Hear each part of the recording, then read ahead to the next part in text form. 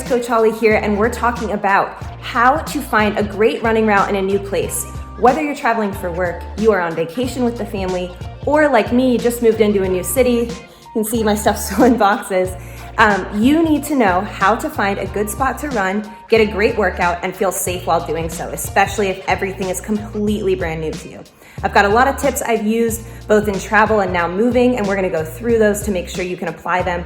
Let's dive right in.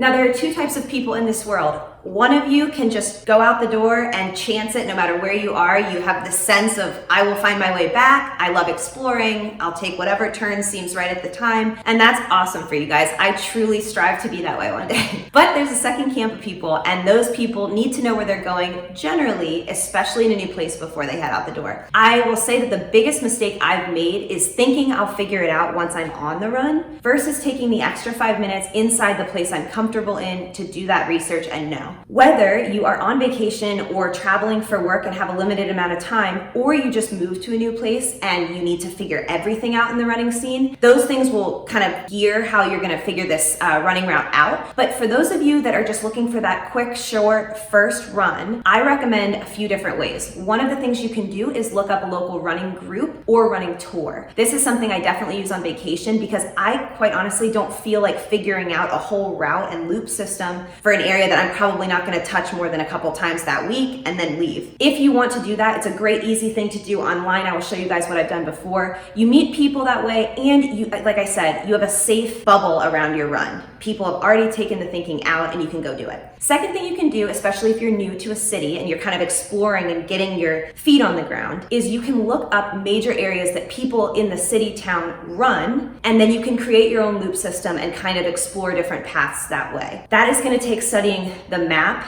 and of course making sure you understand where your water, bathrooms, parking are, and a lot of other logistics, but you're going to take ownership over your new route and go try it out yourself. So whichever of those options you take will be great, but just know that doing more research inside before you leave the door is definitely ideal.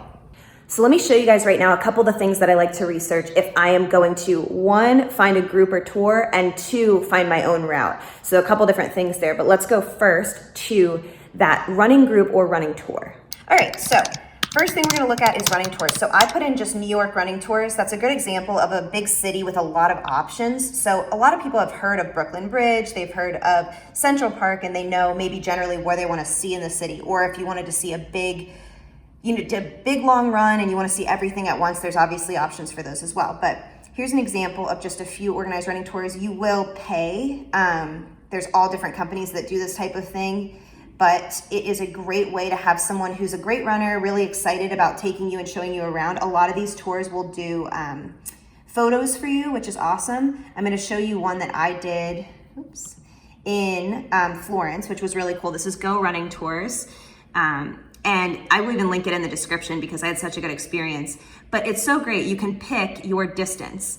So this guy actually even does like corporate business tours. If you're there for work and want to take it as a kind of activity for your team or whatever, you can book. It's awesome. Private group tour, you can be with other people, you cannot. And that's just a really nice way to see everything. You can get in the city, out of the city, and this really exists for all major metropolitan areas. So if you wanted to go that route for the running tour. All right, so next we're gonna look up running clubs. So this is gonna be groups that already exist in the city or town you are visiting, and they meet up once or more per week. They already have their routes planned out, they have the calendar lined up online, and all you have to do is just tag along, meet them at their meetup spot, and take off.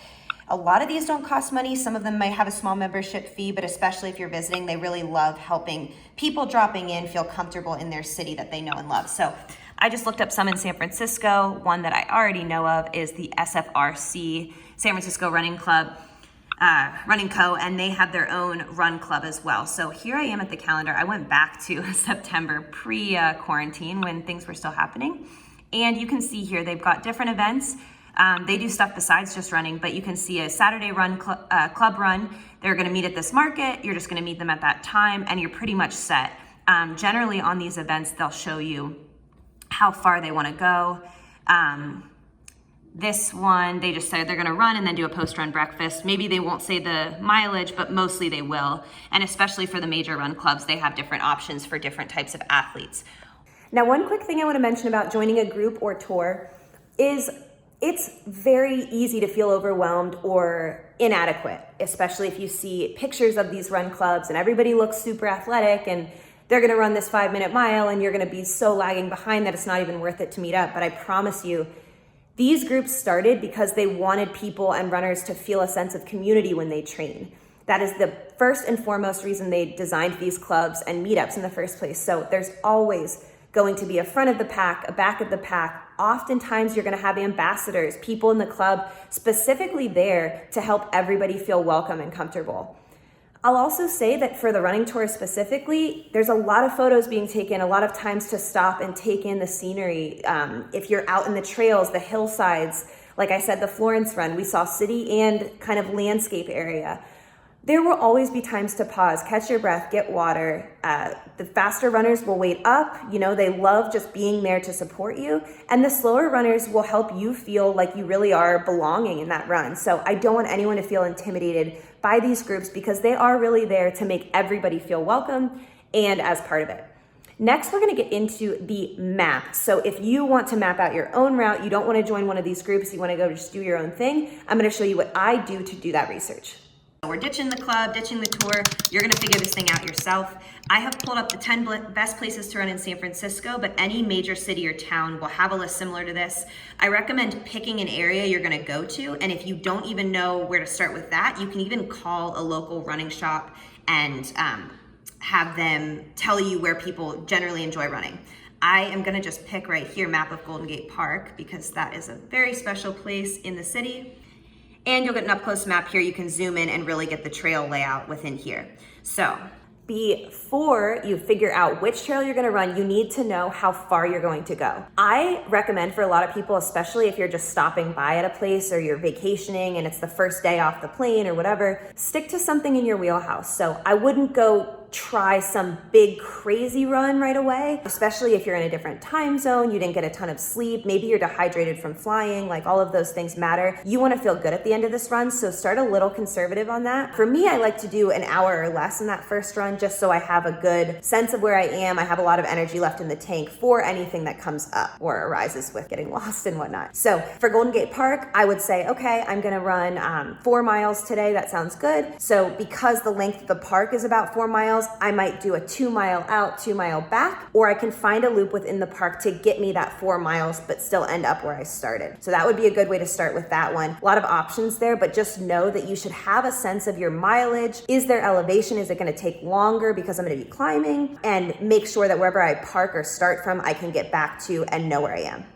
Okay, so some basic tips around making sure you're safe out there, you have less to worry about, you can just focus on the scenery and the run and enjoy it. Number one, I recommend doing this run in the daylight. That should pretty much go without saying, but I think for a lot of us, if we get off the plane and we were worried about getting that workout in, squeezing it in, some of us head out at dusk. We don't really think too far ahead that it's gonna be pitch black by the time we get back. I really recommend saving that run for first thing the next morning or keeping it indoors on a treadmill if you're gonna get in late at night. That is just my recommendation. No matter who you are, it's one less thing to worry about. Is it really worth going out in the darkness in a new place? But that's just my 2 cents. Second thing, tell people where you're going and for how long. So get your phone out, especially if you're not gonna have service. So there's a lot of places I've gone to do a trail run where I know there's no service once I get out in those trails, super tree covered, or I'm just up in the mountains and there's no way to call anybody. You wanna make sure that you send that text before. You tell people, hey, I'm gonna go do X number of miles. My plan, always make it longer than it actually is gonna be, but say I'm gonna be out there for 2 hours or I'm gonna be out there for an hour. If you haven't heard from me by X amount of time, please call, please send the search party. No one panic, but just make sure you have a backup plan that somebody knows where you are.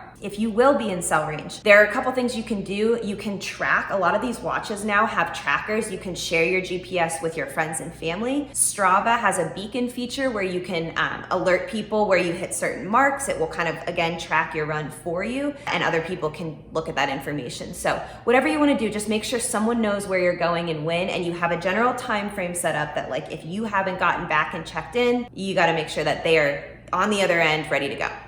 This is probably my biggest tip of the video, and that is to assume you will get lost. Even the people with the most excellent sense of direction, navigationally, they are just charmed. They know what they're doing. There is still a chance that you could get turned around and not know where you're going, especially, like I said, if you're heading out to those trails.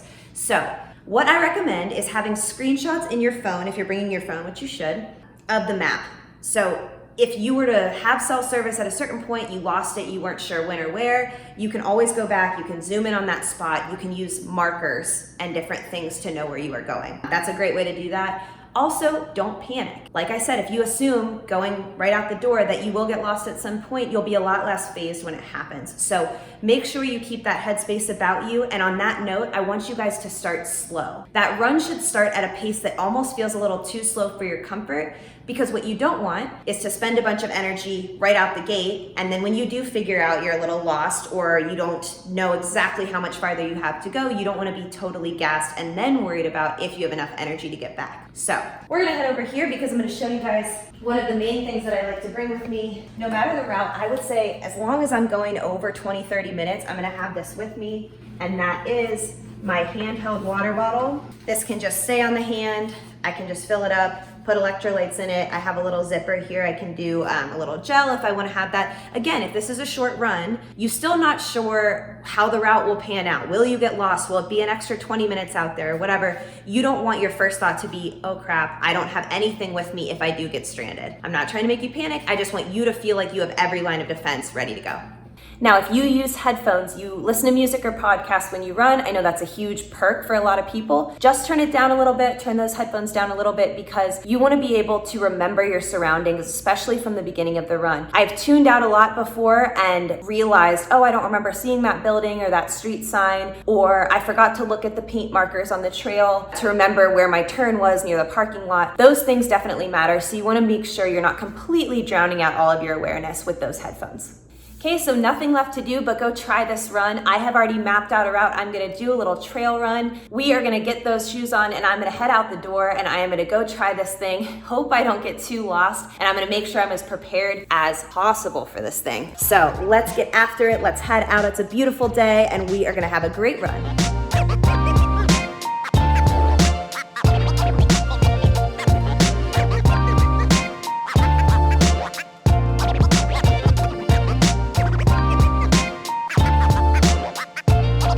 All right, just parked, getting ready to get out for that run. If you guys need more tips on running safety, if that's a concern for you in any run that you're doing, click right over here, check out that video. And lastly, the best way to find run routes in your area is through Strava. We will put a link down in the description to our Strava club. You'll have routes, other runners there, tons of ideas. No matter where you are, you can find somewhere to run. Good luck, I'll see you guys in there.